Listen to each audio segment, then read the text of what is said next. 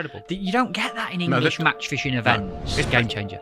Really important to do Little things, Yeah. in tiny percentages. It does make a difference, but it's part and parcel of the event. Of course. You wouldn't change it. You can't do anything about it. Quite deep and tactical, what you did, clearly. Yeah, there's not many options, but it was very tactical. The Fishing Gurus Podcast. I've got some great news to start the show, boys. Toby's forgot his microphone. Right, let's keep it between us, though, yeah? Yeah, just us three. Yeah, just the three of us. Shout, Tobe. Hello. You might be able to hear him, but thankfully there'll be no chipping in from him today, gang. Welcome to the show, Steve Ringer and Adam Rooney. Bit of a special for today, a celebratory one, and something that I've wanted to do since you got back from the Walterland Feeder Masters. Is that what it's called? Walterland Feeder? That's what we called I it, think so, yeah. Congratulations. Team winners and top two individuals. Both of you two sat in the studio today. Enjoy it? Yeah, it was good. Really good.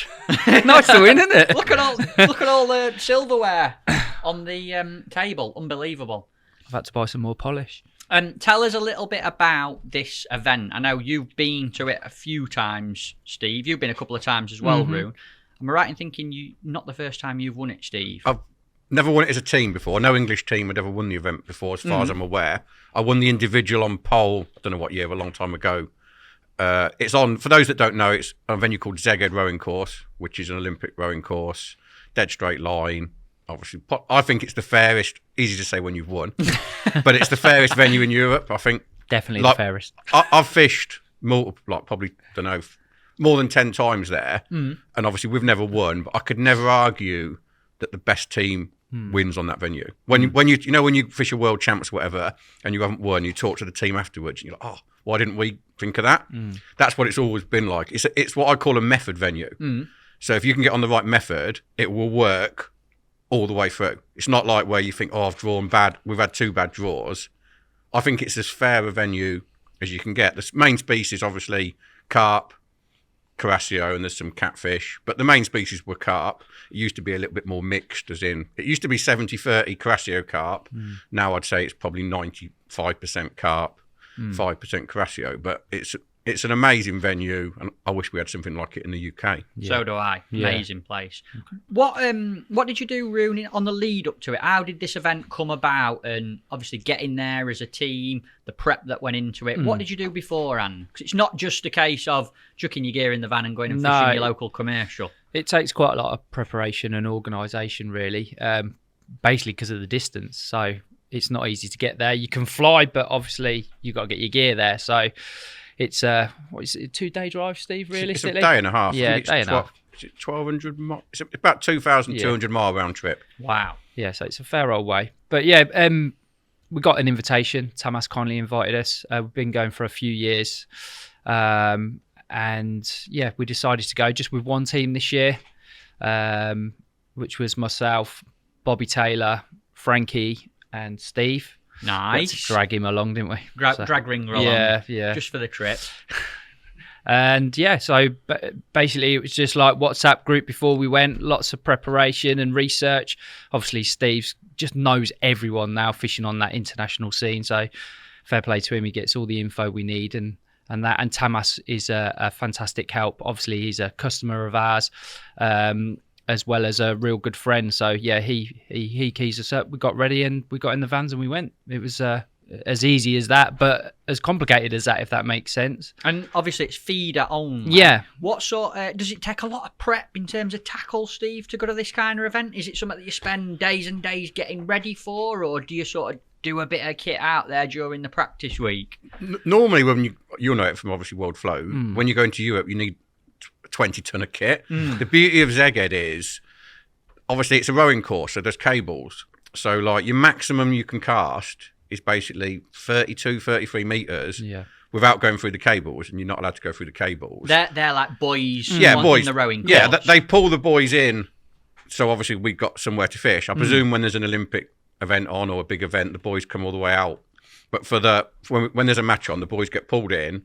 So the maximum you can cast is like 32, 33 metres. So rod-wise, it simplifies it. You're looking at 10, 11-foot rods because you can't physically cast any further. Yeah, there's no need for anything else. And because the species isn't diverse, as in you haven't got like some little skimmers, you haven't got some cats, you haven't got a big number of like spiky cats, or prep's really easy. It's a very positive venue, which I love, a positive venue where you can actually feed something, and the fish aren't, I think they're not really line shy, so you don't need like hooks tied from size 10 to size 20.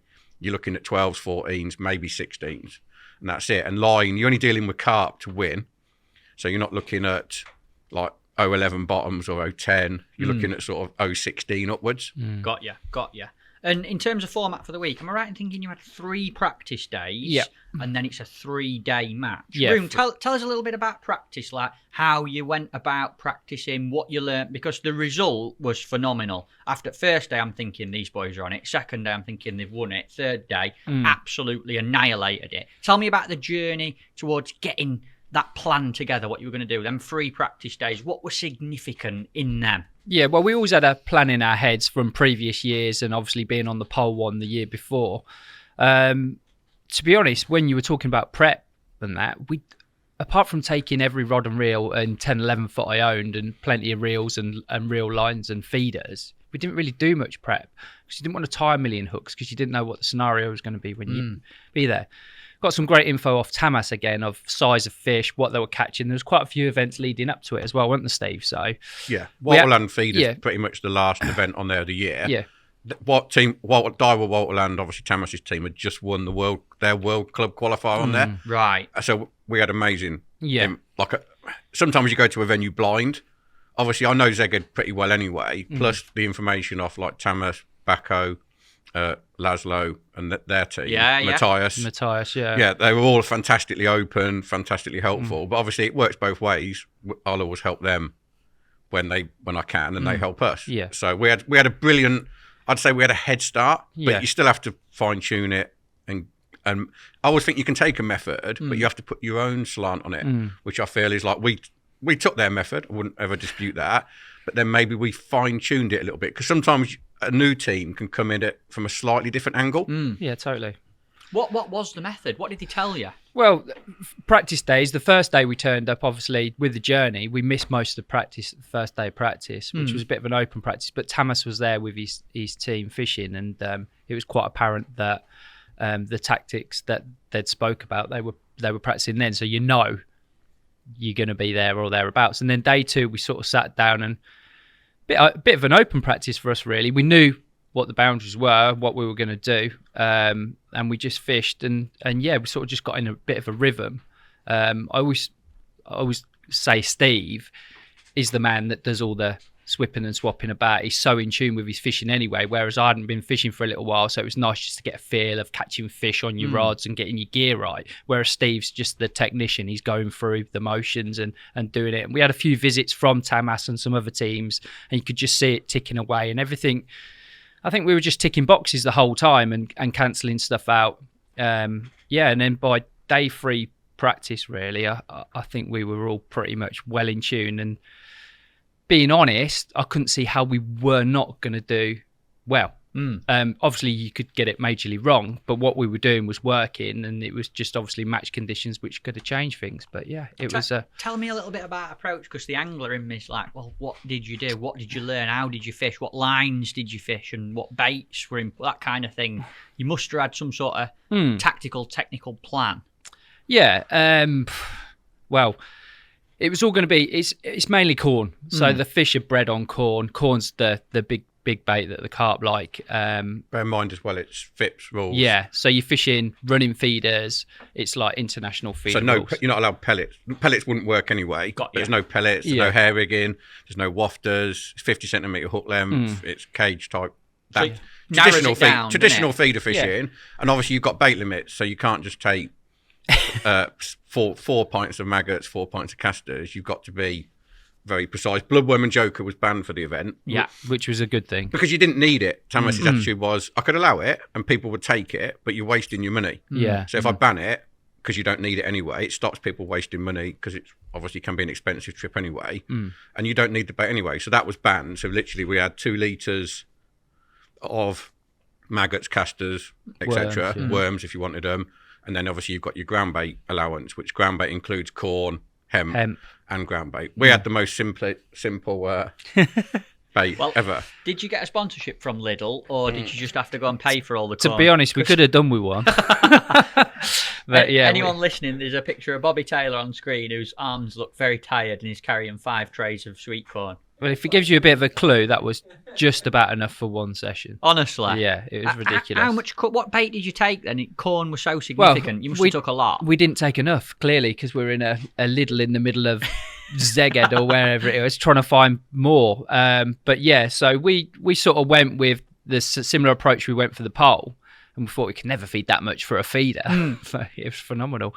But yeah, we were using probably, I'd open 10 litres of corn to start. 10 litres? And then have a load of tins, which you wouldn't open, but they'd be with you in case you needed them. And to be honest, there wasn't many tins left on, especially day 2 and day 3 of match day. We found you could be really, really positive. But yeah, it was crazy fishing. Phenomenal. Yeah. Phenomenal. So yeah, bait wise was just for us. We literally narrowed it down to corn and maggots and sticky mag for 2 litres of maggots. Yeah. And the rest then corn for ground bait. That was it. Yeah. And were there a particular place you needed to fish? Because I'm interested. I know that in the past people kind of fish a feeder close in there, but there's also this rope at 30 metres that's a bit of a feature. Did you set a couple of different lines up, or? We fished 2 To be honest, I went there thinking, because I fished it a lot, and obviously when there's been pole events on and then a feeder, you haven't had to fish anywhere other than sort of 12 to 15 metres. Yeah. So I went there thinking we probably won't have to fish to the rope. There always has been fish on the rope, but pole line's been a better line even with feeder. So I went there thinking we could probably fish short back to back. But it was really apparent after training, you can catch short, but the best line was what I call the rope line. Yeah. And the rope line down in A section, it was like 26 metres. Up in D, it was like probably over 30 metres. Yeah, 32, 34 metres in areas. But there was like there were more fish on the rope, but if you started on the rope, it was never right. It was like it's like you had to let the fish settle, but you still had to feed them. It's like we fed mega aggressively. Tell me about this feeding. What do you call aggressive? Because I'm fishing feeder league at Allcroft at the minute, and the aim is to get the tiniest feeder ever. So give me some positivity feeding. Basically, you're looking at one thing I've always known about Szeged, and you've seen it when you've been. The fish. I've never known fish eat as fast. Like when you're fishing pole, there you can feed a full pot of corn, get your rig out as fast as possible, and you've probably got 3 minutes to get a bite. Yeah. And if you haven't got a bite, or your bait's somehow gone and you haven't caught a fish, then you can't feed enough. And that's pretty much how it was on feeder. Our plan was, you obviously got to feed 2 lines, so you're constantly putting if you catch a fish, basically you've got 4 minutes, 4 to 5 minute cast to catch a fish, and if you don't catch one, you feed again. You're feeding again with like 1 or 2 of them, but you're feeding both lines.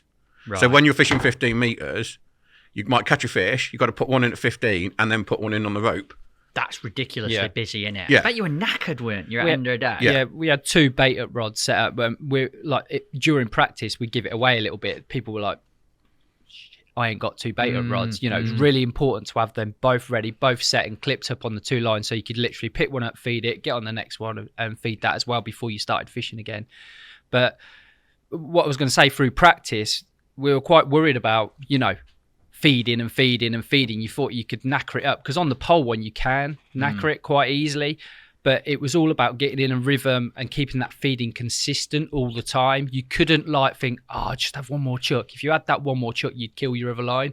You had to keep both going in, and I think that constant feed made the big difference for us, and we were very aggressive as a team compared to others. When you sat down and there's anglers around you on the match days, could you sense that you were feeding more than other people? I felt, obviously a lot of it's discipline. It's easy, even when you're not catching, you've got to keep feeding. Yeah. And I felt like what tended to happen was, and no disrespect to any anglers at all, everyone starts off like mega aggressive, and then there was always a few fish fed early. Second hour was normally okay, third hour okay. And for me, the 4th hour sort of fell off every day. And a lot of people, when it falls off, they ease up.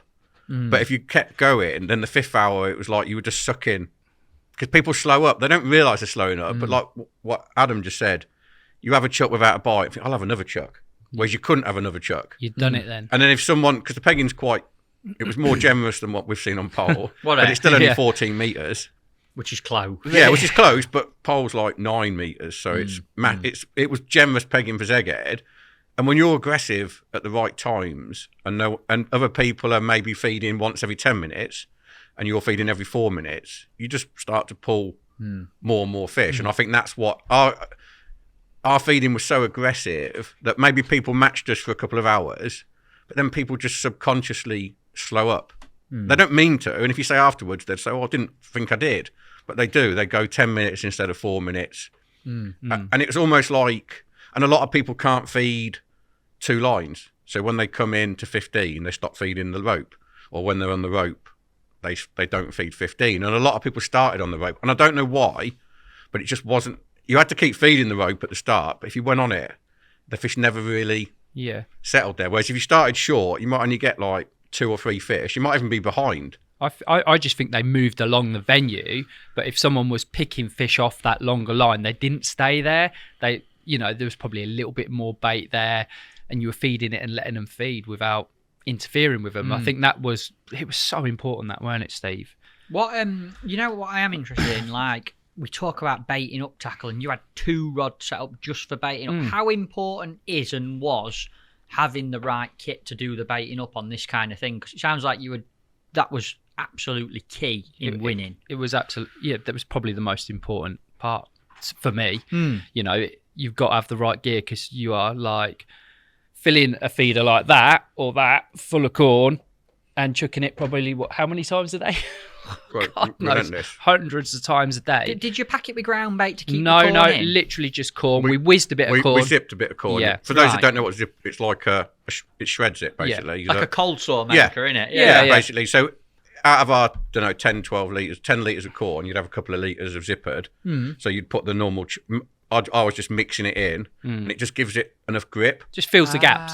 Right. So I always used to like feeding it with hemp, but it was clear that they just wanted the corn. So you were wasting your time putting hemp in it. So a bit of whiz corn, did the trick. And does it hold in all right when you cast? You have to be very smooth. Your hands at the end of the day were like cramping, because you're having to. You're literally cramming it in, because you've got an open feeder. You can fish the one with the cap on, which was good at times, especially when it was towing and stuff, feeding slightly different. But you're just relentlessly filling it with corn. And but your gear needed to be bang on, so we used the 10-foot bait-up rods. It's important that your bait-up rod was pretty much the same length as your fishing rod. Accuracy is everything on the Szeged, because you're trying to fish. I'll come into it in more detail, but obviously sometimes not on your bait, but you need to know exactly where your bait is. It was like pole fishing, weren't it? You're potting in, you've got to be right on top of it to get that quicker bite. So you don't want a 13-foot bait rod and a 10-foot fishing rod. Which I see a lot of people just have a cheap carp rod. They're no good for that sort of thing. They're good for baiting up, but no good when you need to be so accurate. And obviously braid. Obviously, we use the bait-up braid. Yeah. Braid is massive for accuracy and a really clean release. You need to know when you're emptying that feeder that you're not dragging the corn 2-3 metres back. With braid, obviously, 0 stretch. You're emptying it nice and clean. The bait-up rod's a very fast tip speed. So it's a very clean release. So you know your corn is ending up exactly where you want it to be. And sometimes we released it up. If it wasn't towing, I tended to release it like up or halfway down. And if it was ripping, Szeged is a shallow rowing course, probably 7 foot deep, or 6 to 7 foot all the way out. And it rips like no one on earth. A little tiny wind. Incredible. Really? And it folds your tip. So when it's like that, you don't want to be letting your corn go 6 foot up. It was so important you knew where your feed was. And you'd know if you got it wrong, because you'd have a chuck left or right of it to find it. Especially on practice days, you could really work out where it was. What were the conditions like? Sort of back end of October time in Hungary. What were it like? Blooming lovely, weren't it? Really? Were it? Yeah, it got up to like 27. 27 degrees. Yeah. Beautiful. You come back with brown legs, didn't you? I did, yeah. I wore shorts every day. Day 2 was a bit of a mistake. Day 2 was absolutely hammered it down. When they have a storm there, they have a proper storm. And God, it blew a gale and hammered it down on day 2. So windy.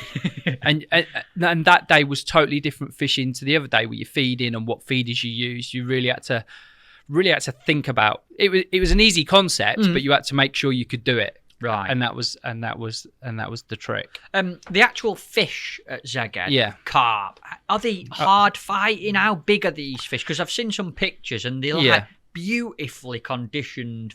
They look so fit muscly fish. Oh, they're gorgeous fish. Probably some of the best I've seen carp-wise. And a catfish. some idiot there. But yeah, that was my day 2 catch. That was when it was wet and windy. Still got my shorts on. I weren't feeling too great either, to be honest. But that catch made up for it. Yeah, you're wet through there. Yeah. Shorts drenched. But what was that? I learned a real valuable lesson on day 2 of practice. We were fine-tuning on day 2, trying different hook patterns and stuff. And you know what I'm like? I'm quite aggressive as an angler, a little bit of a bully, don't like messing about with fish. And we started fishing with small hooks. Anyway, cutting a long story short, I lost a few fish, then I put a bigger hook on. Thought, Bobby was catching on a little hook. I was like, that's rubbish, I keep losing them, Bob. Put a bigger hook on, kept losing them. And he was like, you're really bullying them fish. And I'm like, well, I'm not really. But they do fight, and they are hard fighters, but you have to be ever so careful when you play them, didn't you, Steve? You couldn't give them too much. And you like, obviously, I used Aventus Steve Ringer rods, 10, 11 foot. You like the original. I like the Aventus, original which has got a little bit more power than obviously than my range of rods, so to speak. You almost can't pull them too hard. That's on it. a Ringer And obviously, rod, most of my fishing is with an elasticated feeder, so you've got that extra. And I was pulling out fish, and it was for Bobby to have a little go at me and say, "Just take it a bit more easier." Yeah. And after that, it was fine, you know. But the fish are wonderful to catch. It's like great. You enjoy do they fight? Yeah, they do fight. Yeah, they're very powerful when they get close. So you sort of, if you're fishing the rope, you've got to, you've got to be on the bite. You've got to be on the bite. If you miss it, you're in trouble. So what do you mean by being on the bite? So as soon as you get an indication, you've got to be on it, because if you give them a bit, they're in and gone and swimming off. They pull your arms off. Once they've got a bit of speed up, they're off. Do you clip up or not? At 15 meters, when I've been there before, they never fought that hard. But Tamas always used to say to me in September, these are different fish. They'll pull your arm off. So we went there, and obviously I thought, I don't need to clip 15 meters. I'll turn them. Soft, obviously Steve Ringer rod's really soft. Yeah. And got broke first 2 chucks. No. So what we ended up doing at 30 meters to the rope, you could clip up and turn it, providing you're on it. If you were like looking behind you or messing about, they're pushed and look round and your rod's round, they're through the ropes and gone. But if you're on them, as in you watch the tip go round, get the rod down, get that curve in the rod, you could turn them. But at 15 meters, we were clipping up and then using line marker pens. So basically, you cast your 15, take the clip off, and then you've got a line marker mark. So if you get a bite, obviously you play your fish. You've got no worry of a clip, and then literally just have one false cast back out to clip up where the line marker is. Right. And then you're back in again. Because some people would try and do it like freestyle, just with the line marker, watching it go through the rings, and you could do that, but when they were bang on the bait, it was just easier to have one false cast. Yeah. But sometimes they were passed, so sometimes you wanted your line marker. You were feeding at 15 with your bait rod, obviously, and then you wanted your line marker at the top of the rings. So you passed, but you had to vary it, and the fish would move around during the course of 5 hours. At times, if you get a few indications, you'd be like, they're back on the bait, so you'd wind it back. It was really nice having that indicator on your line, really, so you could judge it. That was probably the hardest thing for me in practice, because I clip up everywhere. I refused to unclip until I lost about 6 in a row. And then I thought, well, I'm going to have to learn how to do this. And obviously being a khaki hander when I cast, trying to find a bit of white or whatever colour pink marker on your line as it's going through your rings and easy. But I got used to it in the end. And I think as the session went on, because you were so in tune, you could literally cast and work out on the water where you needed to cast, and like you say, the marker just indicated. Yeah, you can wind it back a bit. As well. Bear in mind, we haven't said this, but obviously we're feeding loads of corn, but then we're fishing sticky mag over the top. Right. So we're not fishing corn. You know, I mean, you did catch a few fish on corn in practice. Yeah. But sticky mag in the feeder and maggots on the hook. Why is that so important? I didn't know that. I thought you were just fishing. What do you mean by? Tell people what sticky mag is to start with, because people listening might not have heard of it. But it's basically where we use something called Arabic gum. Probably for those not watching, I've got a tub here anyway. It's like a powder. You get your maggots, clean them off, take all the maize, anything off them. Basically, then normally I wet my hand, run it through the maggots to make them damp, not wet, but like damp. So and then that also takes more was going to swear then, more rubbish off the maggots. And then so you want the maggots as clean as possible and damp, and then you just give them a sprinkle of sticky mag and keep adding a little bit until they bind. We also use gravel. Gravel, yeah. That was really important, that was. You can see Even it in a feeder, you put gravel in the sticky it gives mag. it a bit more weight, and also you're only allowed 2 litres. And bear in mind, we were having a lot of casts. It bulked your bait So out. it gave you a little bit, I probably gave you another 8 or 10 casts, which sounds like nothing. But bear in mind, on like day one with 45 minutes to go, I was like, I'm definitely running out of maggots. So like little things like that. I think weight when it's really towing helps. Right. As well. So the gravel bulked it out, but also and it gives it, you've used sticky mag loads. Yeah. Sometimes sticky mag gets like, it can be like, it's like glue. With the gravel, it makes it a bit more spongy. Yeah, you could never really overdo it, if that made sense. It was very helpful for people like me that don't fish it a lot. You could get away with it not being perfect because the gravel would sort of get you out of trouble a little bit. But yeah, I've used sticky mag a lot in the past, but not for years. And the gravel for me I really enjoyed using it graveling. Obviously, when we went down, we were late on the first practice day, and I went and sat with Tamas, and that was the first thing I spotted, that he had gravel in his sticky mag. Right. And I was like, do you always use it? He's like, yeah. They were really open with us, to be fair. And then obviously I spoke to Matthias and he got us some gravel. You know, I mean, they were massive, like, they didn't hide anything. No. Fair play to them. Unbelievable. That's awesome. They were so open, and you know, we wouldn't have done as well without their input. And Why then maggots in the feeder? Did you feel like the fish came to the corn, but then you really pinpointed them by having a little blob of maggots in a feeder? yeah, I think so. Yeah, I think that's probably exactly what it was. I think the corn they naturally come into and are ready for that way of feeding, but the little sticky maggot feeder over the top with maggots on the hook was just the perfect complement for them to pick up. You could have fished corn in the feeder and you would have caught fish. And corn on the hook, to be fair. I think you get a cleaner, because obviously you can't hair rig. No. And I've done a lot of corn fishing on international rules. I never like hooking it on. We missed a lot of bites on. You miss a lot of bites on corn. Really? Whereas maggots, you can just nick them top and tail and whatever, and you've got a lot of hooks showing. And also, I feel it's a bit of a similar concept. You know when you like bloodworm and joker fishing, and you feed an area, and then you put a nice little rich ball in the middle. I feel like that's what you're almost doing with maggots. You're giving them an area of corn, and then concentrating them on something a little bit different. But I think a lot of it was a much cleaner, pickup, and more hook showing, more chance of them actually getting hooked. I think the fish hang around a bit more as well. With corn, they come in, nail it, and go. Whereas the maggots knocking about in the bottom with a bit of gravel and stuff, they hang about a bit. And I think a lot of the times you're getting your bite, and then the feed is emptying as such.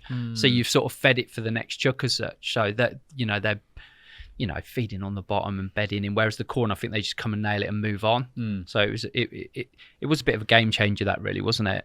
I'd say. Nice, very interesting. It's quite deep and tactical what you did, clearly. Yeah, there's not many options, but it was very tactical, and feeding was key. Yeah. Individually, obviously, I've got you two in the studio today, and you were first and second. I'd like to talk a little bit about your match days. So maybe let's start off with day one, how it went for each of you. I know, Steve, I think you were in A section first day. Day one, terrible obviously, draw. we got Tank to draw because we wanted to win, Tank Frankie. Yeah. Obviously, and he drew me A2, which... Happy? Oh, yeah, moonwalk down the rowing course. No, great pet. Obviously, everyone knows world champs, A1 would be the ultimate. Yeah. A2, you never be disappointed within 3 or 4 at the end. A2, great draw. It was 28 peg sections, so you've obviously got 28 teams of 4. So we worked this out, 112. 112 people fishing. So Good maths. But because it's 28, to try and make it fairer, they split it into subsectors. 214. Yeah, 214. So mine was A1 to A14. It's quite narrow down in bottom of end A section because the boys start to come in because you're getting towards the end of the rowing course. So I set up two lines. Started at 15, and I think it was like 27. Started at 15. Didn't have a great start. I had like 4 or 5 fish. Bear in mind being mega aggressive. And something else that was really important was twitching. What do you mean by that? Oh, it's brilliant. Basically straightening everything out. So like what we would do, basically what I ended up doing was casting out, letting it hit the bottom, giving it 15 seconds, whereby maybe I feel the maggots, the water's got to them, and they're trying to twitch the feeder the length of the hook length. So you're straightening everything out. So I'm straightening everything out and pulling my hook bait into the mixer. Because the bottom's quite hard at Szeged. It's not a really silty venue. It's been dry not that long ago. It's not. There is a bit of sediment, etc., but you can drag cleanly. It's a very smooth bottom. It's not You like feel one of them, your feeder moving yes. when you yeah. pull it. But I think there's two reasons it works. I think the main reason it works is you straighten everything. So when they pick it up, they haven't got to move far before You get the indication. Yeah. So I caught 4 or 5 little like small carp. The average carp was roughly sort of 1.8 kilos, which is what 4 and a bit. Nice fish, aren't they? Odd Good big stamp. one, odd 3 kilo fish, and an odd small. I caught 4 little ones, but I was really conscious. I wanted to go to the rope, but I didn't want to go too early. And then when I went to the rope, it was mega for like 2 hours. Like not a fish a cast, but like really, really good. Loads of indications. Felt like I'm pulling loads of fish. And then the 4th hour, it sounds really daft, but I got too many fish in my swim. And I never want to say, how can you? And I started foul looking them. Wow. Bear in mind, you can't have, obviously, you've got 50 centimetre hook length on. So there's nothing you can do. You can't go any shorter. I'm sure if I could have gone to like 15 centimetres, I'd have had, God knows them, but I had a terrible spell where I probably lost like 7 fish. That's good to know that it even happens to you, though, mate. It was really distinctive, and I learnt this over the 3 days. The bites, when they pull your rod in at 100 mile an hour, always in the mouth. Then ones where it starts rocking, like side, and you think that's on. They're over your line. Yeah, always foul up. And you knew straight away, you pick up and you'd be like, that's fouled, and it'd just fall off straight away. But you could feel them not moving their head properly. Sort of. Yeah, they were. But I'll be honest and say, I'm a really big critic of, I didn't have a great match. I felt like the peg carried me a bit. And I finished with, I can't remember, I think 31, 32 carp, 55 kilo, I think. So that's 120 £, basically. Yeah. But Terrible match, but he won it. Yeah. But equally, I was pretty much out of sticky mag with half an hour to go because I'd been in and out too much in the 4th hour. And obviously, I was using that feeder. Can I have a look at them? I haven't seen them yet, these. It's like I think they call it a tunnel. Are these Tamas's feeders? Yeah, Yeah. Series Walter. Right. I was using that, and 30 gram. yeah, obviously you can get a lot of maggots in one of them every single chuck. Yeah, it's not a negative feeder, that is No, it? but there was some. I won't mention it now, but on day 2, I learned something that if I'd have done that on day 1, I think I'd have had 70 kilo. Really? Yeah, but obviously Right. I didn't learn it on day 1. I felt like I fished okay on day 1, but the peg carried me more than anything. I felt Right. like I didn't have it. I had it right, but I just had too many. I know it sounds ridiculous to have too many fish in your swim, but I had too many fish and nothing was clean. But you 120 £, Yeah. 55 kilo, won the match outright. Yeah, 112 anglers. Yeah, Tamas was second in my section. I think with 39 kilos, so I was well clear. Comfortable. Comfortable. Oh, with just it. And a bit. I didn't feel like I had it, but I'm a very self-critical. I always think you can be better, and I know you are as well. I always think I could have done better, and I did have after the 4th hour, it's just like, and then running out of bait towards the end was a bit schoolboy, but that was because I'd been I was casting out in the 4th hour, going to put the rod down, and I've gone over the back of one Right. and stuff like that, and like I just didn't really adapt. I got a bit bogged down, as in I'll get the next one in the mouth, and then you don't, and I needed to slow things down and maybe fish off the bait. But we'll talk about that on day 2. What about you, Roo? First day of the match. First day. Section win first day, am I right No, in I thinking? didn't win my section on the first day. Ah. Fished a terrible match. No, I didn't really. You second? Yeah, I come second. So I drew in D section, which was the end section, but I was an early peg in the end sector. So I had the Steve Ringer pegs in my section, but the other end sort of thing. So you were in the end section of the match? Yeah, but the early pegs in the end. So I was the furthest I could have been away from the end of the match. Got you. Complete opposite end of the rowing course Yeah, then. complete opposite end. In practice, they'd caught fish there, so I was quite confident, and obviously we were very confident with how we were going to fish. I can't remember, what was the guy next to, or drew next to, who's ever so good? The Romanian? Yeah. I can't pronounce his name. I can't pronounce his name. I call him Sorin, but obviously if he watches this, you'll know his name by Sorin. Right. Yeah. But I don't know how you pronounce his first name. Lovely guy, he's very aggressive with his feet, so I was a bit like, I hope our technique's good enough for this, because I've got someone that's going to really put some grub in next to me. But it was started off well. Again, started short, 15 meters. I think I actually lost my first fish. Oh no! But soon got in a rhythm, and I think we had a WhatsApp group, and basically Steve's like, put your first fish on. I'm a big believer. I will say this as well. Like because obviously phones aren't normally allowed, but because teams have come a long way. And you can't always bring runners. Yeah, we didn't have a bank Tamas runner said day one. we'll allow phones, but I'm a massive believer in positivity. So if you're struggling, you don't post that on the WhatsApp group. No. But I wanted everyone to post their first fish because that's a real, if you're on a team tactic, you want everyone to be like, if you get early fish on the board, everyone starts to believe these tactics are brilliant. It was a really good thing. And I think Rooney forgot to put his on. Yeah, so it was about 50 minutes in. I'm like, Rooney must be dry. Yeah, so I started off short, lost my first one, got into a rhythm, started catching. I was quite aware of how heavy he was feeding next to me, but he weren't really catching a lot. He was getting a lot of bites and lost a lot of fish. I think it was the same scenario as Steve. He didn't have maggots either, did he? No, he didn't have maggots, so he was fishing corn. So I think he was getting more fish in his peg, which I think was hindering mine a little bit, but he was losing them. So he had too many fish in his peg and he wasn't hooking them. But I think that was because he was fishing corn, not maggots, but it might have been too many fish or whatever. So I got in a rhythm, and then I think it was 10 fish per keep net, wasn't it, Steve? Was it 10? Can't remember what it was. Yeah, so you alternated your fish. So as long as you had 2 nets in, and there's no net limit, so to speak, if you know what I mean. But you have to have 2 nets, and then I think it was 10 per net, then just one in one. One on one, yeah. That's it. So split them up. Yeah. I got my first 10 in, still at 15 metres with 55 minutes gone. So I was like scared to put on the group that I'd got 10. So I just wrote first keep net full and just get like a thumbs up from everyone. And then it steadied off. I kept having a little look after an hour long, but a bit like Steve's, it weren't really going, but I felt like there was fish to be caught at 15. So I probably fished literally half the match at 15. And then that 3rd to 4th hour is always a bit iffy, gone on the rope, and I've basically just nicked odd fish, but had to be a little bit more patient. The feeding was the same. Had to feed after every single fish or indication. And then, going into the last hour, I knew I was there or thereabouts, but they were catching very well on the end of my section. So I thought my best chance to catch the most is on that 15-metre line. So I literally concentrated on that, and I caught on and off my bait on that line, but it was a case of just getting your head down and really concentrating on it, and I had a really good run to the end. I think I had 24, 26 carp for 30 odd kilos. I think I had 39 kilos. Big 30 kilos. Big 30 kilos, which give me second. I just got beat by one off the end peg who's had like a 44 kilo or something. So brilliant result from that part of the section. Yeah, and it was like pressure off first day. Tactics had worked, and you sort of could read the match the way you were feeding, which is nice. Sometimes you're like, what shall I do now? I've got options, but what do I do? It was like you knew what to do.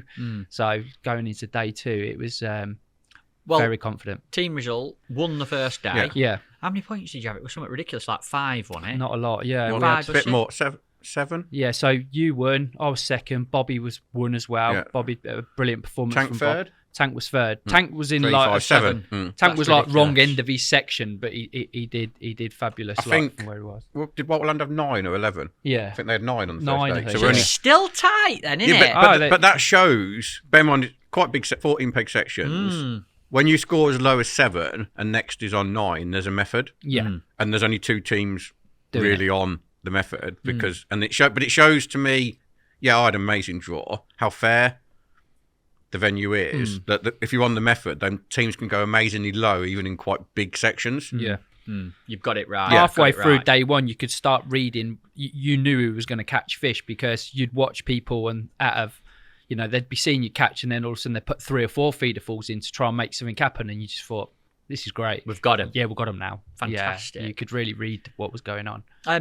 After day 1, did any of you think at that point we were going to win this? Because it's a massive competition to actually win. After that result, 1 day in, we can win. Thing is with Szeged, it's quite temperamental, and you have to know its mood sometimes. And I've been in several teams that have won day 1 and then completely crashed and burned day 2. So I was like, we've got an amazing method, but I was a little bit worried about the weather coming for day 2 because it was forecast English weather, rain and heavy wind. Yeah. And I was like, how's that going to affect it? And there's always that, sometimes it can just switch off a little bit. So I went to bed thinking we've got a hell of a chance, but equally thinking this venue's kicked me in the teeth. Yeah. And I've not adapted sometimes quick enough in the past. Tamas mentioned on like lots of occasions, whether it was to make us keep thinking or what, but he said like this is the end of the season for the fish in here. They will switch off at some point, and we were thinking bad weather day 2. Are we going to be too aggressive? But we had a plan, and because it's and we different went for it. in Europe. Because in England, if you've got a big wind on, the fish feed better.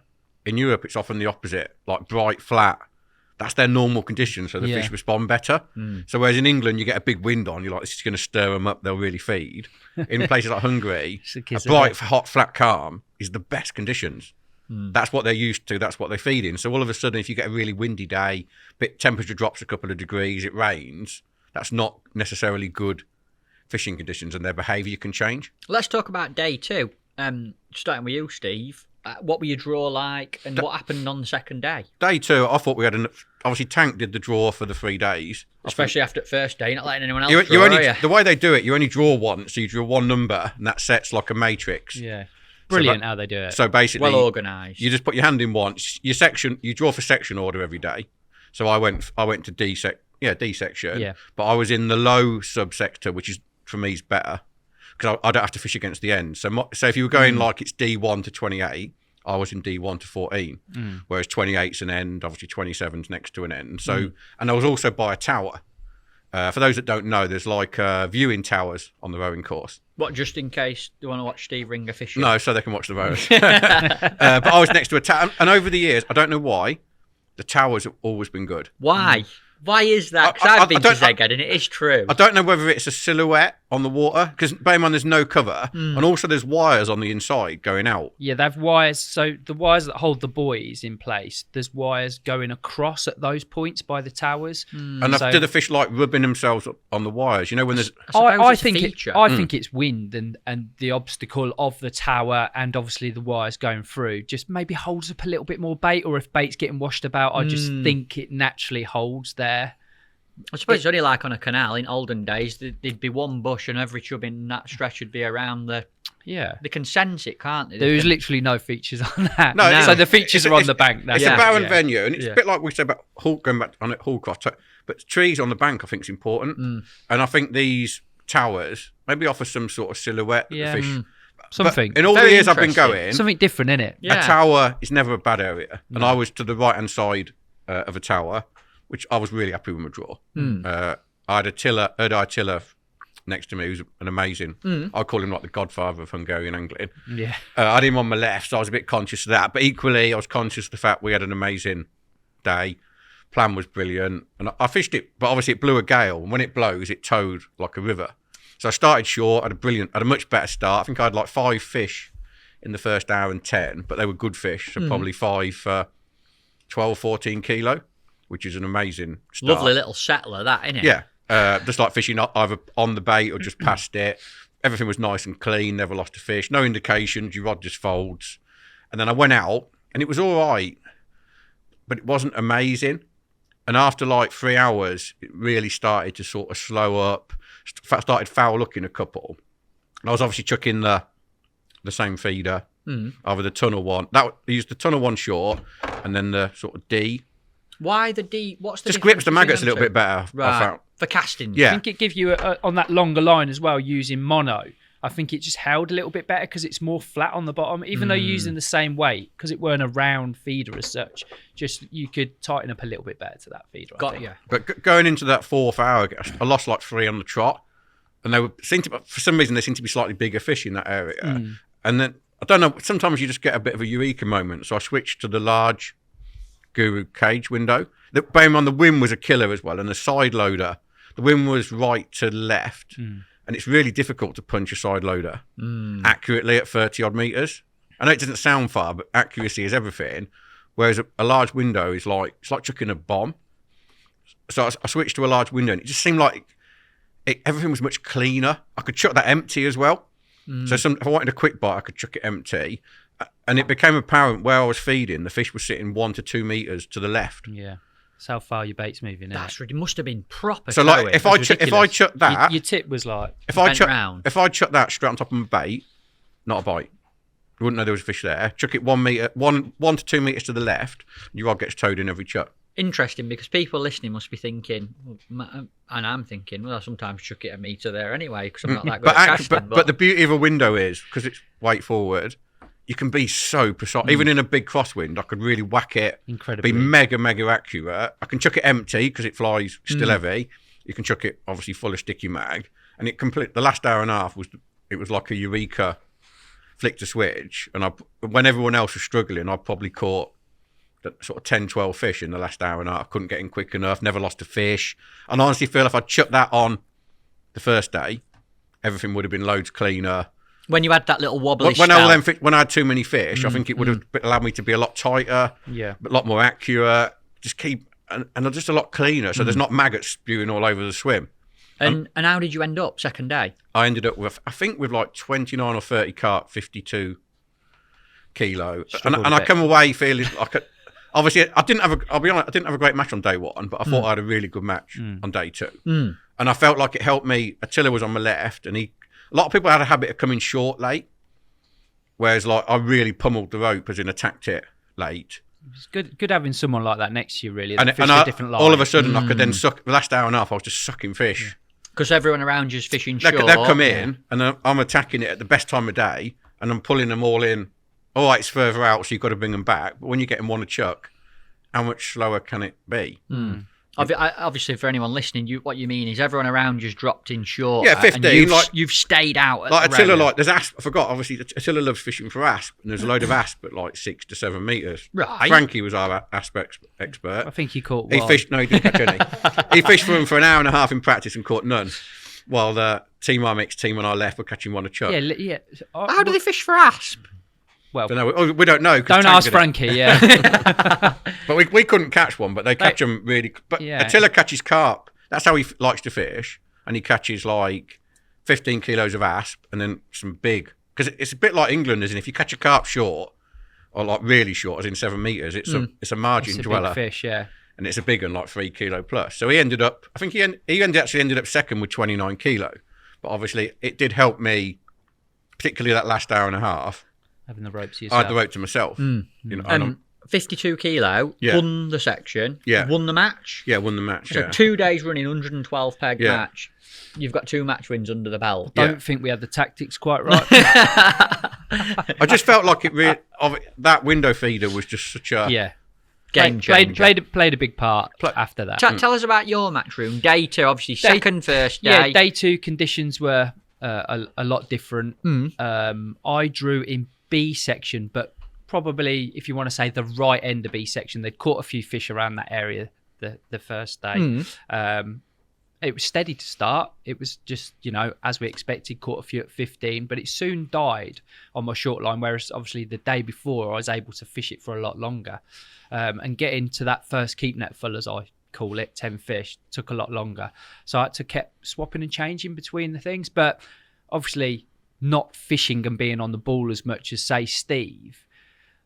That long line, I wasn't getting the bites until I realised that I wasn't fishing on my bait. And that was, but what I was doing where I was going wrong is I was still emptying my feeder quite high. So obviously 6 or 8 foot, emptying my feeder high, getting an inquiry or something the first chuck, but couldn't put anything together. So I changed from the sort of big open cage to our bait ups with the cap on, but heavier weight on, so 40 gram. And I was letting it go down to the bottom and then empty it. And then I was chucking the feeder over the top.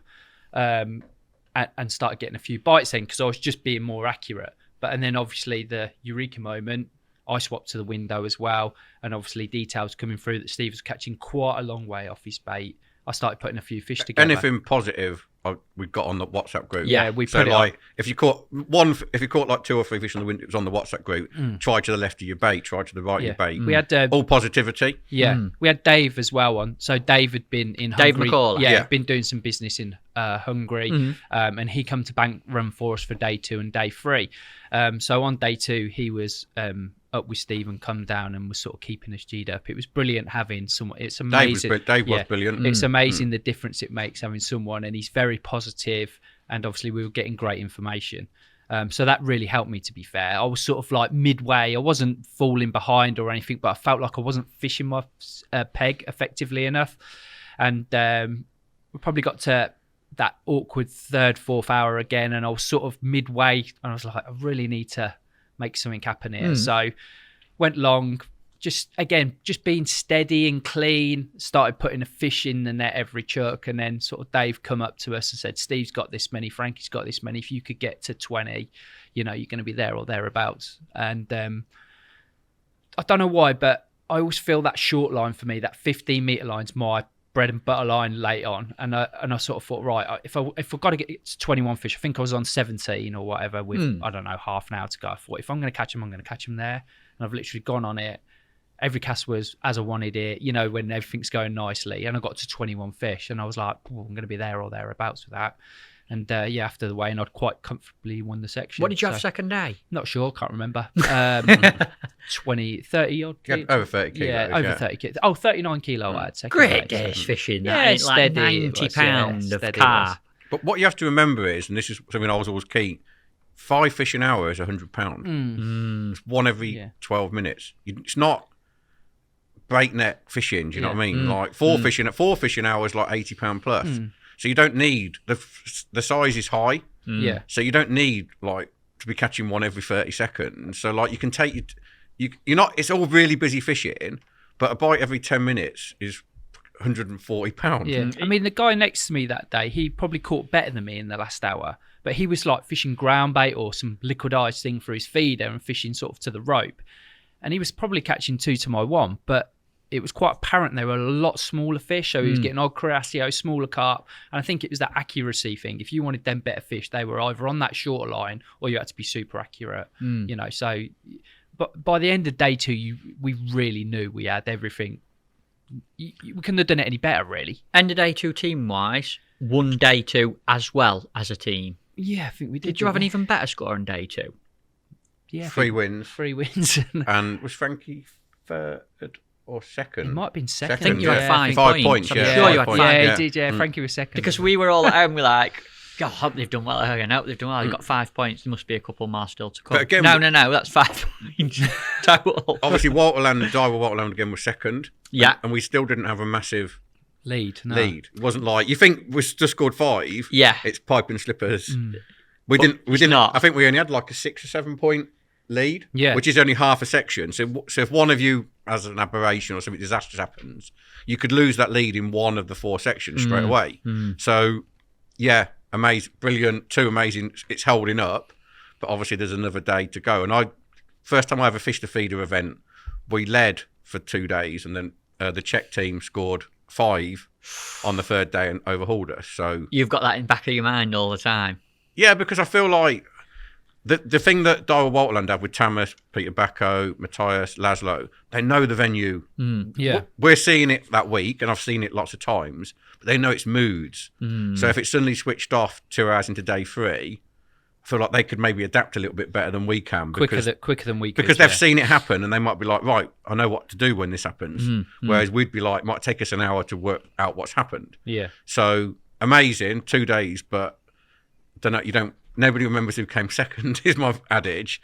And like, I felt like we're never going to get a better opportunity to win the event as a team. I've got to ask before we get on to day 3, gents, what gear were you using in terms of terminal tackle? Because you've talked about them pulling hard and trying to turn these fish, and you're catching hundreds of pounds of carp. What was the terminal side of things? What sort of gear did you use? So we used all a bit different, really. So everyone fishes to their personal preference, but you sort of got the gist of what you're going to do. So rod-wise, obviously, Steve used the Steve Ringer ones. Aventus Steve Ringers. I used 10 foot at 15 metres and 11 foot Yeah. for the rope. Nice. And I used a 10-foot Aventus short with the 1.5 glass tip. I just prefer that rod for short fishing, and I fish the 11-foot standard Aventus, again with the 1.5 for long. We all used 8-pound Pulse Pro. Just so robust, sinks nice and quick, and super strong for a low diameter. So bang on for that, really. And then rig-wise, down to hook length, we all probably fished a slightly different rig. Steve and Frankie, and I think Bobby actually all fished the rig, a little running rig with the little fluorocarbon boom in it. Yeah. I think I don't know if Bobby did. I know Tank. Me and Tank both used the little prototype feeder links that we've been working on, which I think will be out hopefully next. When are they going to come out? A few people asking me. Can I ask you? Any idea? They're angrily tying them away now as we speak. So realistically, I'd probably say April being. Oh, nice. So not too far away. Good. But yeah, they're lovely little. Yeah, so I used one of those little link and then a fluorocarbon. I think 022 pure fluorocarbon boom, and then obviously hook length 018 supernatural This line was new, wasn't it, just before we went to Hungary? Well, obviously we'd been using the prototypes for a couple of years, but yeah, it was the fresh stuff from delivery. It was the first few spools, so we all decided to use it. Yeah, Nice. And did it hold up all right? fantastic to be honest, weren't it? Your line has to go for a serious amount. Yeah.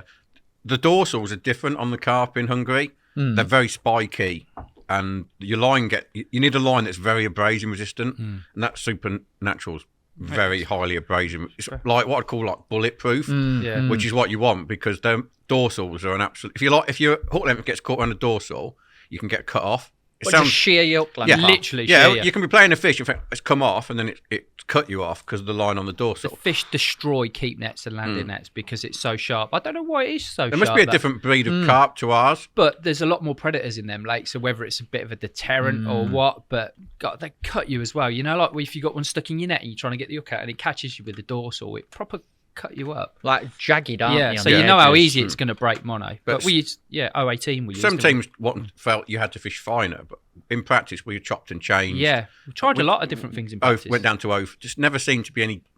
I'm not a believer that carp, as in big carp. I think Carasio and F1s can be very line shy and very hook shy. I don't think carp are particularly line shy. And I also think with 018, it's slightly stiffer, so you get better presentation. Whereas you can go lighter, but lighter line becomes more supple, so your presentation isn't as good. Everything isn't quite as straight. So we felt 018 Supernatural was like the perfect diameter.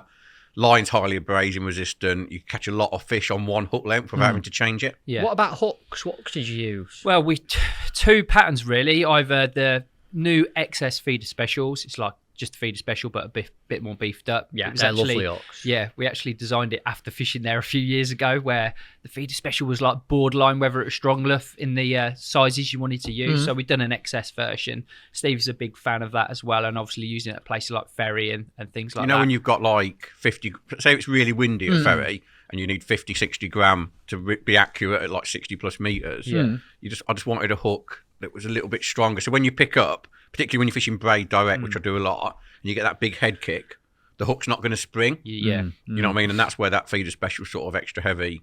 Plus Szeged, obviously I love fishing there. And as the carp have got bigger, you've always felt that feeder special still does the job, but you could have something that little bit stronger, which would make things a little bit better. What sizes? 14 and 12 really. We did go through one of the practice days. Bobby had this idea that a smaller hook might be better, we'll get more bites, which was probably true, but we used the 16 and you miss an odd bite or your maggot goes over, so a bigger, more proud hook with plenty of hook showing was better. They're quite soft-mouthed as well. Fish. Yeah. Are they?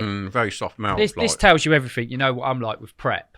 So like on the pole one, or a feeder one, I'd probably have 4 of these full. I mean, that's it. That's my hooks. We had 4 lines of hooks, and 2 of them are exactly the same. Are they That's really? how confident we were. But another hook we used was we used the Kaizen. So obviously you're using barbed hooks. So in the UK we only do the Kaizen without a barb. But we had some prototypes. I think for one of your world champs, I did them for you, didn't I? Were you catching barbel or something? Vimba. Yeah. So we wanted a hook that was fine wire, nice offset, but very strong. So we had some samples in the 14 with a microbarb on, which they were fabulous hook while we were there. And you tried them as well? I think used Frankie was first. Frankie put Yeah. one on in practice and was like, "These are amazing.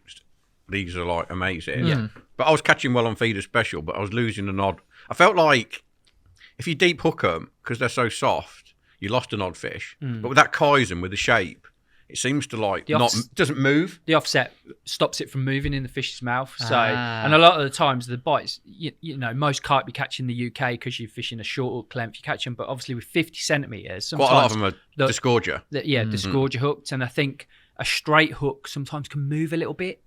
So A little offset the in offset just avoided that, and it's got a tiny microbarb on. I just think it was probably It was a the hook. perfect size yeah.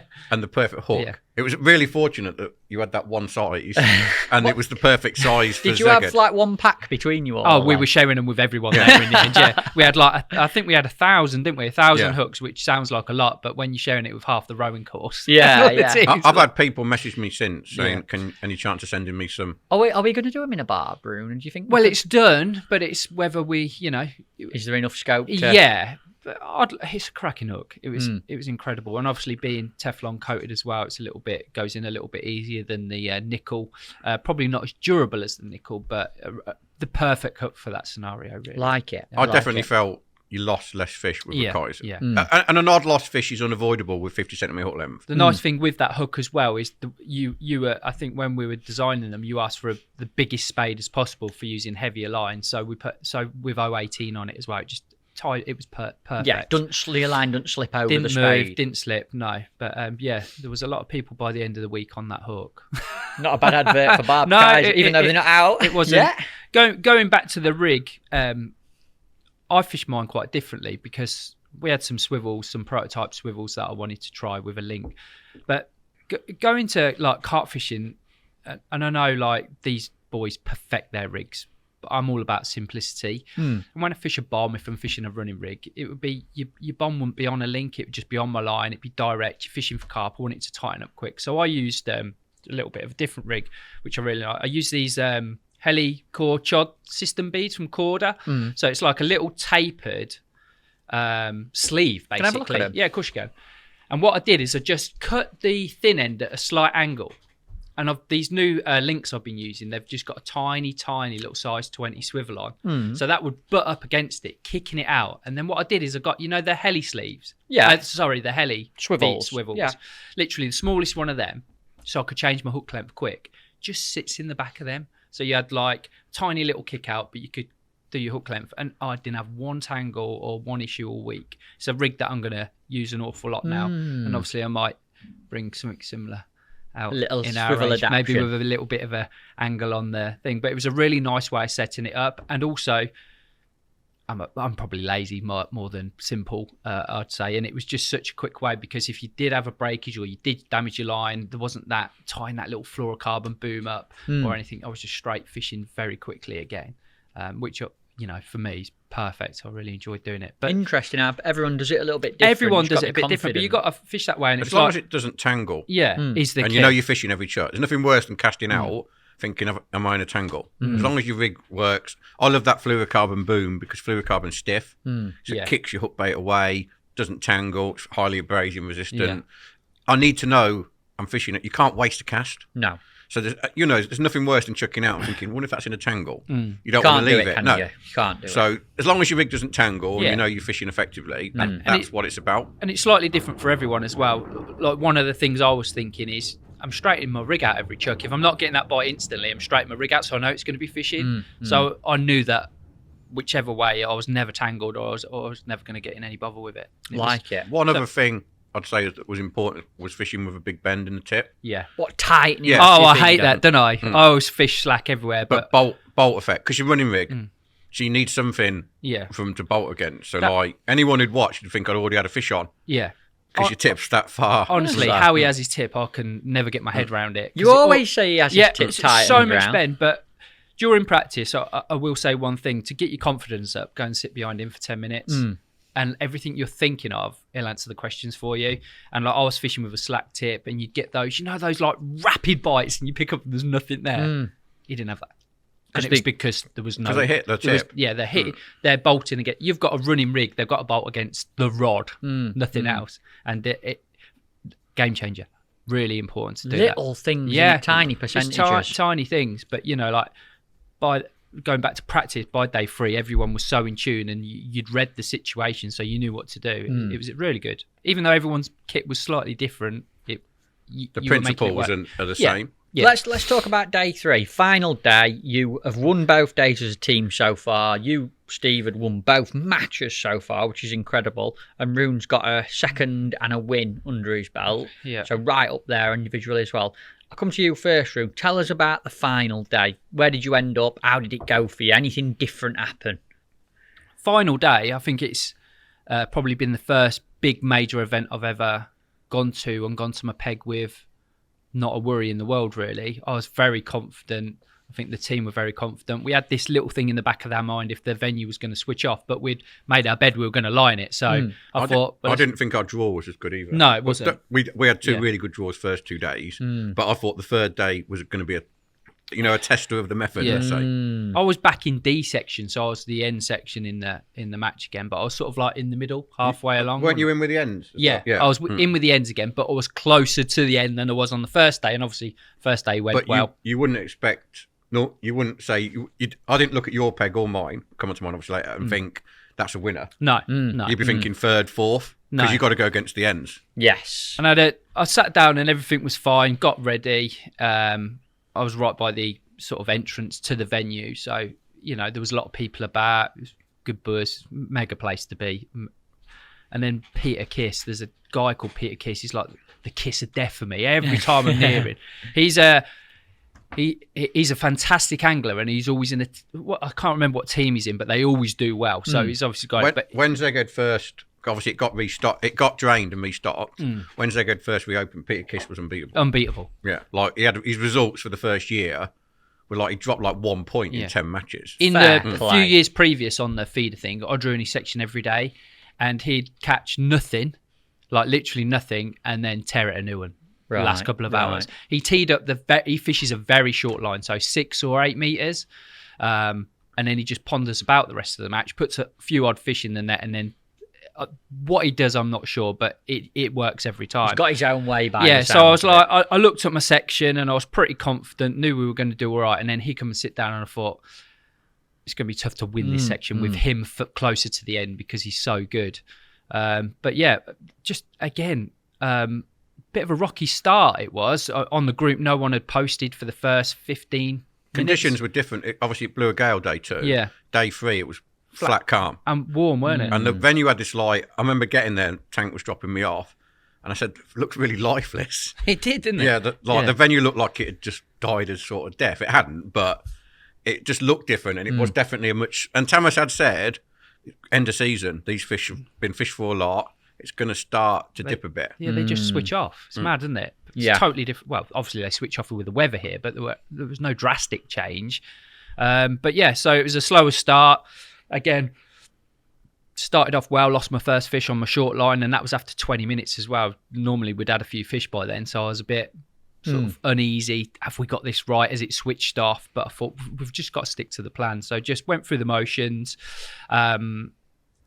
I don't think I caught a fish on my short line. I actually went on my long line after like 50 minutes. I'd lost one short, went long, caught one long, but it was a little fish. And I just thought, I haven't really done that short line properly. So I went back on it at 15 and started putting a bit of a run of fish together.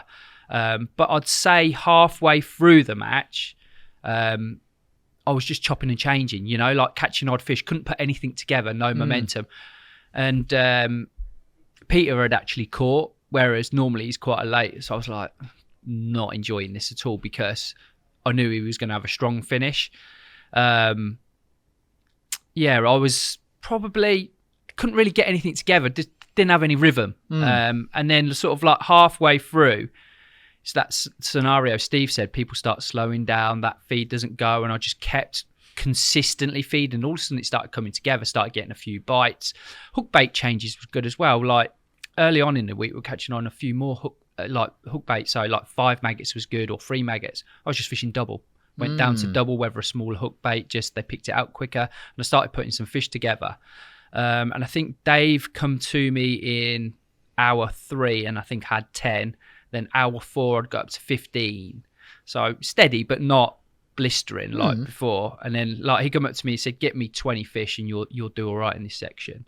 And again, last hour, I thought, right, I'm good on this shorter line. I'll make it happen again. And yeah, it happened. And again, it wasn't just catching on your bait. You had to sort of you caught an odd one past it, you'd feed again and you wouldn't get one there. You'd have to come back on your bait. It was like you really had to work hard at what you were doing. But if you got it right, you caught one and they were good fish again. And I think I ended up with 22 or 23 fish. What weight did you have third day? Can you remember? Nearly 40 kilos again. And it was enough to win the section. So yeah, I was over the moon. So yeah, it's brilliant. Epic. So 2 section wins and a second. And a second, yeah. And team-wise, fantastic result. Third day. Did you win day 3 as a team as well? Yeah. Yeah. We tied, didn't we? Tied with Tamas. We'd have beat them on weight, Yeah. I think. Yeah. Right. So in theory, you win it. 3 days, Yeah. yeah. That is ridiculous It's in crazy, that standard of angler. Mm. Second individual, obviously we'll come on to the winner in a minute. How did you feel about that? Because what an achievement. 112 anglers, 2 section wins in a second in 14 peg zones. Yeah. It's fantastic. It didn't really sink in, to be honest, because obviously Bobby had won his section twice. Yeah. Steve had won his section twice. So other than the team result, which I knew I think, we were going to be there or thereabouts, don't think anyone could catch us. I was waiting for the results to come in to see if Bobby had won his section again, because I wanted him to come second to Steve. Yeah. Didn't even consider myself coming second. Don't know why, but you don't, do you? You just want your mates to do well.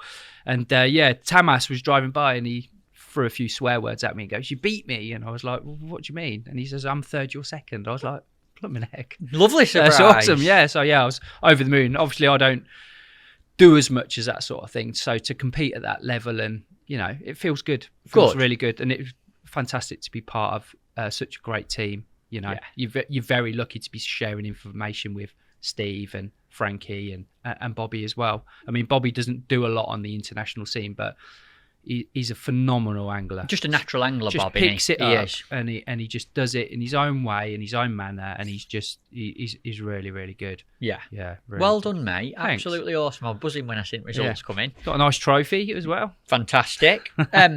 Steve, final day for you. The big finish. Final day, I drew.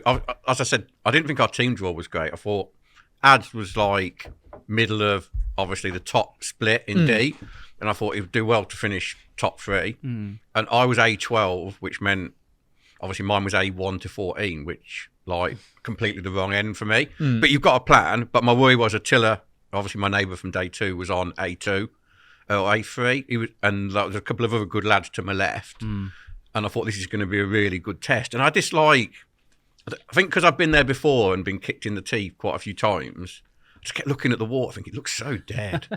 And like, I wasn't particularly happy with my draw, but I knew we'd got a method. The match started at 15. I'm really conscious of the fact can't go out too early. Got to let those fish settle. Even though you're boshing a big feeder out, it's like Ad said, you're not taking fish out the swim.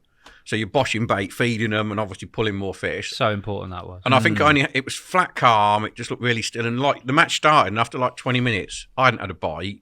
I've not seen anyone catch a fish. And I'm like, this is going to be a different day. Then I caught a couple, but they were little.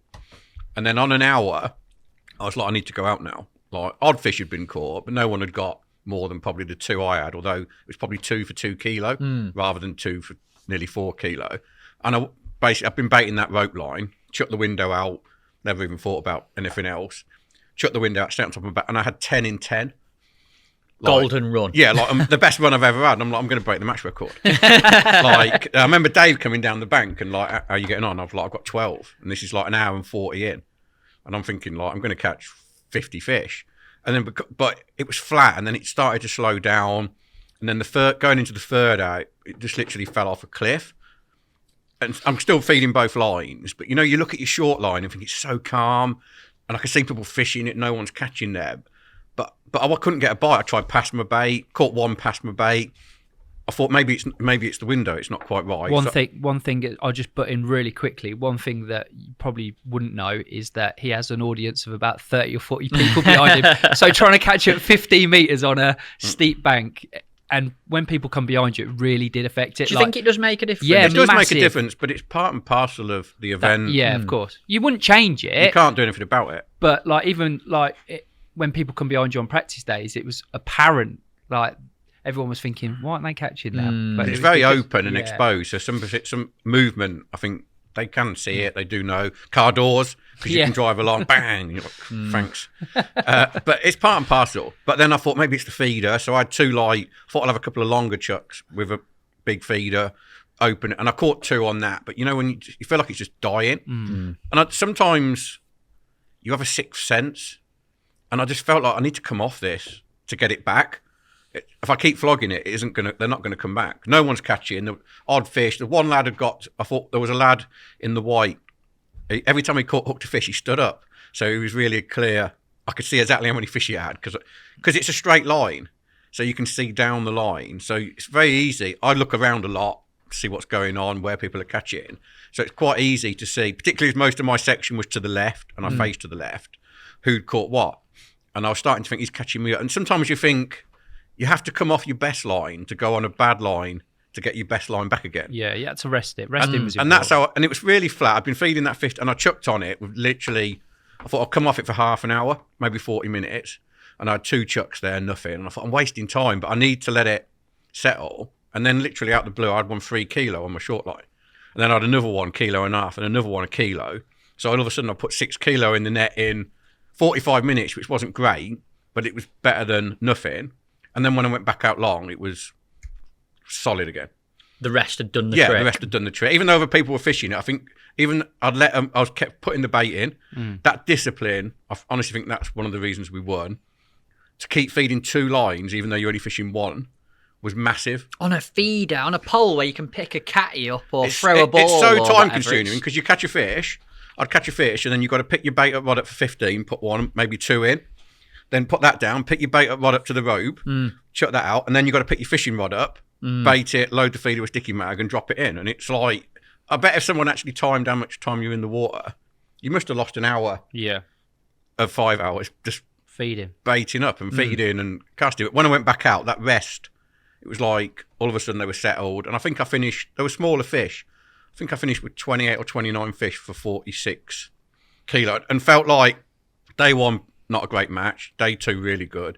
Day 3, I felt like I was totally, sometimes you go to a venue and you think I'm so in tune with it. Yeah. And I felt like, because I'd been at Barston the week before with the England feeder team, so I'd had a whole week's worth of fishing, and you get so sharp. Time on the bank is, particularly fishing at the highest level, I felt I went to Szeged, like bang on it. I literally, we finished at Barston on the Friday, and Sunday morning I was in the van with Frankie, obviously with Rooney and Robbie, and we were on our way to Szeged and fishing again Monday. And I think going there sharp was massive for me because your brain's thinking fishing, and I felt like other than the first day, my decisions were perfect. I don't get that very. Well, 46 kilo, third day. Yeah. Section win? Section win, yeah. Match win? Match win, yeah. Ridiculous, Yeah, I'll never, ridiculous. I'll never do that ever again. Have you ever won 3 100 peg plus matches I've only in a ever row? won 3 matches. I've won 3 matches in a row once before, but we're talking 30 peggers, not international 112 peg. With some of the best anglers Yeah. in the world. Yeah. That's Yeah. phenomenal. Yeah. Absolutely awesome. Well done. I don't think it. Well, I'll never do it again. I don't know. I don't think won't bet against I it. don't think it's possible. I think the stars have to align a little bit, but equally you have to be in tune with the venue. And if you can see that picture there, I always want that fish trophy is for the highest aggregate weight. Yeah. They do one every year, pole feeder, and I've always want that was the one trophy I haven't got. And you wanted to win it? I said before we started, I said that's the trophy I want. Talk about winning in style. Look at that. Not a bad top 3. So Tamas was 3rd, Yeah. Roon 2nd, Steve's won, and then team-wise, obviously the pinnacle, winning it as a team. 21 points, I think you had over 3 days, which is... In some matches, teams score that in just one day. Yeah, but again, it shows that it was a method. I don't mean a method feeder venue. Yeah, I mean it was a method venue. There was a method to the And fishing, if you're on the plan, that's how good it is. And obviously, Darwin Walterland was 2nd. That's no coincidence. No, and they only had 28 points, so they're 7 points behind you. They are, realistically, like you said, they're right on your tail, and that's only a bad section one day, and the swing is there. Yeah, I think we took their plan, which obviously credit to them for giving us it, and then maybe just fine-tuned it, enhanced it for us. Yeah. You know what I mean? For how we fish. Because I'm a big believer you can't beat someone by copying them. No. Because if you copy them, you're always going to be a little bit behind because they're going to adapt slightly quicker. So we took their team plan on, obviously 4 amazing anglers, and by each throwing little bits into the hat, we were able to take their plan and then maybe tweak it for what we wanted. And I think like the addition of the window feeder, I think was massive. For the accuracy, casting for the down accuracy toe. and the tightness of your bait, and also the window feeder twitches better. When you that twitching was massive.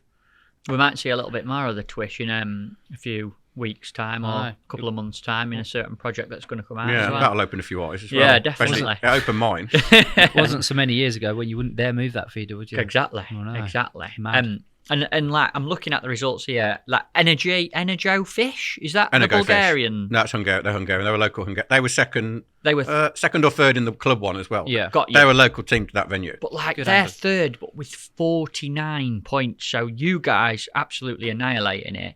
Walterland were second with 28, and there's a 21 point gap to third place. So like you say about it being a method venue, I think there were several things: the aggression of the feeding, the discipline. Discipline was so Getting important. 4 people to be as disciplined as we were is difficult. And like keeping it going. I think the positivity, I'm a massive believer. I know I can be quite a negative person, but like when you're fishing, I've experienced team matches where one person's negativity can drag the whole team. Yeah. So even if someone's struggling, you don't need to tell anyone. Because like if you're fishing really hard and then someone puts I'm last on the WhatsApp group, Yeah. you it sink kills you, doesn't it? because you think, what's the point? it's a mindset thing, though, it isn't is. it? That's So I'm a big believer in keeping positive.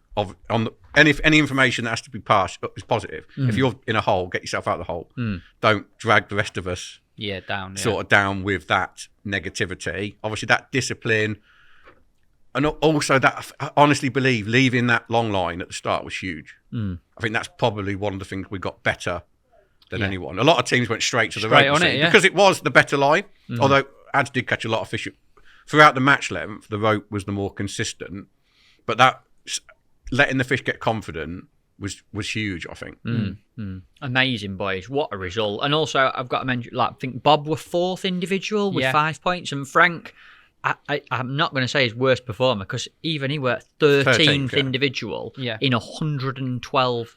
Tank was a little bit unlucky because I think he was in B and C every day. Yeah. And on a couple of the days, there was a little pocket. You could still get good points with our method, which obviously is exactly what he did. But there was just a little pocket where you thought, oh, there's a pod of fish there, and he couldn't beat them. Yes. So he was best of the rest, which is what you need to be. I That's don't what think wins anyone beat him near him. No. He just got beat by better places in the section towards the end of the section. So he was just wrong end. But he fished fantastic. And he was so positive and kept, spirits up. Yeah. All us coming back with section wins in second, even though he was getting third and fourth, which is still fantastic. He still kept up beat. Dave was well on the bank. Like, literally. Yeah, Dave was brilliant on the bank. There was never, on the second day, even though it was a slow start, he didn't come down and say, it's a bit slow for everyone. There was never any... He was, basically, what Dave was doing was monitoring ours and Walterland. So obviously just making... Because when you get to the last day of a team competition, you can almost disregard a lot of teams. Not in a rude way, but you only need to know the team you're fishing against. Yeah. So it was us against Walterland. So he was like, Matty's going to be third in that section, but Rooney's going to be second. So that's a point. So you can work it out that way, as in how you're doing. How did you celebrate? Did you go out? Did you have a few beers? Started driving home. Yeah, drove home about 3,000 miles. We they do a mega presentation. It's sort of in a stadium, which was really good. Bear in mind, there's no money. It's just really just prizes. You look at the trophies, though, that you win in this event, and I always think that they're so impressive when you see you guys stood on that podium with them trophies. Incredible. You don't get that in English match fishing events. No. It's winning in Europe for me is prestige. Yeah. That's the ultimate achievement. I think it was 11. What did you say? 11 to 12 different countries were represented in that feeder event. The opening ceremony, and it's just great being part of it. It's like being part of the world champs, but not the world champs, if you know what I mean. It's the nearest thing. To me, it's not about when you fish in Europe. It's not about money. It's about beating being the best in Europe, and obviously it's such an amazing feeling. Enjoy it. Yeah, I love it. What about next time? Is there going to be another Walterland feeder next year? Do you know anything about it yet? Hopefully. Obviously, Tamas Walter runs the event with his team. We'll have to get him on a podcast, Thomas. Tamas if he could come over. He'd be an incredible. He'd come over, I think. Do you think he'd come and do one? Yeah. I'd love to get him over. Be a Take long him one. fishing, couldn't we, and that as well? Obviously, that's an Olympic or kayak centre or rowing course, what we want to call it. And I think next year is either a world championship year or an Olympic year. So he's got a problem with dates. So Right. There's a lot of rowing on. there's a lot of rowing on early in the year, which I think means pole, which obviously you fished, can't happen in April. So I'm probably giving all Tamas's news away. Yeah. We don't know that. We don't know, but hopefully We don't we'll know. be back We on. hope there's a feeder. Yeah. Good. You know what I mean? If he abandons the pole, that'd be great by me. Yeah. No. Pole only.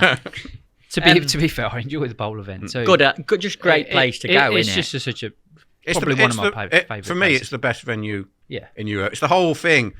It's an incredibly fair venue, and I've only won once in 12 visits as a team, but I've never disputed the winning team. When you talk to them afterwards, you're always like, oh, I can't believe we missed that trick. Why didn't we do this? And obviously, we've been fortunate, as in Tamas puts us up, we get to stay on the rowing course. So you drive a long way, but you're in the rowing course. You get up in the morning, you're on the banks. Yeah, it's brilliant. Nice, easy, simple. And the fishing's incredible. Obviously, with no bloodworm and joker, bait prep. You've been to World Champs where you've got quarter of a litre of this, half a litre of that. Sore fingers opening all the tins. Yeah. That's what you got. all you've got is corn and maggots. So it's really simple. Yeah. Obviously, you could use worms. Some teams did use chop worms and stuff. We tried it. We just didn't feel... We felt it was more important to have your maximum of maggots. Right, got you. Yeah. So really simple, just an amount. And obviously 27 degrees at that time of year when it was like 10, 12 degrees here is obviously extra nice. Oh, it's a treat, isn't it? What a treat. Yeah. Good food as well. Food's always good. Have some nice food, foods. hospitality. Yeah. And like you say, Tamas and his team are so open with information. What would you say to people? Obviously, there's a lot of people listening to this podcast, guys, who might not have a route or an opportunity to go and fish in Europe and do this kind of thing. Is there a route to it? And is there other things that an everyday angler in the UK that might be listening and feeling inspired by this? Is the events that they can go and enjoy like this in Europe? Yeah, there's lots of... Obviously, the main one, which a lot of English go on, is the Iberian Masters. Yeah. That's in Spain. On like it's a river, but it doesn't flow as such, tiny bit, so you can fish it as it's like a big canal. Freestyle World Champs were there this year. That's a very popular match with the English. The organisation is incredible. It looks amazing, to be fair. Sticky mag. You ever been there, Rooney? Never been. One I'd like to go to. It's sticky mag fishing and maybe a bit of ground bait, etc. fishing. Feeder only. Feeder only. The Iberian Masters is. It's in normally late March, early April, but that is a lot of people go to that one as their first one because everyone stays in the same hotel. When you book in, they book your hotel rooms. You order your bait. Your bait's delivered to the hotel in the mornings. Wow. And then you drive to your peg, park behind your peg. If you wanted one to get for your first step into Europe, that for me is the best one. And then when you go, you'll make loads of new friends from different countries, and they'll start telling you about matches in Germany, Lithuania, all different places. And then you obviously, if you want to spread your wings, you can go on other events. And if you don't, staying all together is game changer. Like a gang of you going. Yeah, you learn so much, and like you say, you make so many I've made friends. so many since I started fishing, obviously at world level. And you'll be the same. If I've got a match like in Europe, I've got like 5 people I can message. But equally, I'll return the favour. If they message me and say, "Do you know, have you been to that?" I'll go, "Yeah." And you have to be open both ways. Yeah. But the exchange of information is incredible. And you open yourself up to a whole new community of fishing, don't you? Yeah, fishing. I learn loads. And obviously, I'd like to think they hopefully learn something back the other way. And you can apply what you learn in Europe into your UK fishing and the definitely, mindset and the feeding and the positivity. I've got to ask you, boys, as well. I don't know if I teed you up for this or not, but have you brought us any gifts in that we can leave after this bought you one, fantastic show? A Romanian bought me this on the bank on the last day. In Szeged? Yeah, he drove, I can't remember how many kilometres, said he drove like 500 kilometres to sit and watch me. Yeah. And then he bought me this. So you're going to give it away? Yeah. Wow. I think we should all have a sip. What is that? He said it's a wine. I think he's been brewing it for a while. Is that a pear? I'd like to think it's a I'm pear. glad he gave it you at the end of day 3. How the hell did he get... Hang on. I don't know how he got the pear in the bottle now you said that. No, how did he get the pear in the bottle? I don't know. If anyone knows... God, yeah, I never even No, I thought of thought that. I'm not going to lie, it looks disgusting. He said it's really nice. I think he said it's been brewed for like 2 or 3 years. Can I open it? Yeah. Have you sniffed it No, yet? I've not even sniffed it, no. Have you ever opened it? No. I'm not Yeah, that's not for me, that. How's it smell? Smells like petrol, does it? I dip my finger in. Oh, now it's even worse for your grubby fingers in. No, but obviously in Romania they make... In Romania they make their own... Oi, mate, remember you got to drive home. They do a lot of making their own drinks, and obviously it's not the first time I've been bought drinks. I'd say that's one brilliant thing. The Europeans, the gifts and stuff. Yeah. They just love sharing and just... It's so friendly. It's a beautiful thing. I tell you what I wouldn't want to do. I wouldn't want to drink half a bottle of that and then go and fish a match the next day. I think that's what they were hoping. Try and slow him The down. Romanian team sent a decoy. He should have given me before the match, I think. Yeah. I think so and all. What about you, Roon? Did you bring us anything? Yeah, well, I went to this huge chocolate factory in Hungary while I was there for a little tour and that. So, Oh, what a treat! and they put your name on it. No, Got Matthew. look at that. Oh, didn't see that one. And then Toby. Steve, they didn't have your name, so I got sorry written on it. Cheers, thank you. Thank you. I'll give that to you in a minute, much. Toby. There you go. There you go. The folks. well-known Hungarian chocolate So factory. I reckon have a drink and then a bit of chocolate. Yeah, you can have the drink. No, it's all right. You've got a taste for it now. Thank you very much for that, boys. No I problem. think You're it was incredibly insightful. I've certainly learnt a load. I'll look forward to another one when we get back next year. And don't forget, folks, if you've enjoyed it, don't forget to subscribe. So when we're doing these podcasts, you get a notification and you're not going to miss one.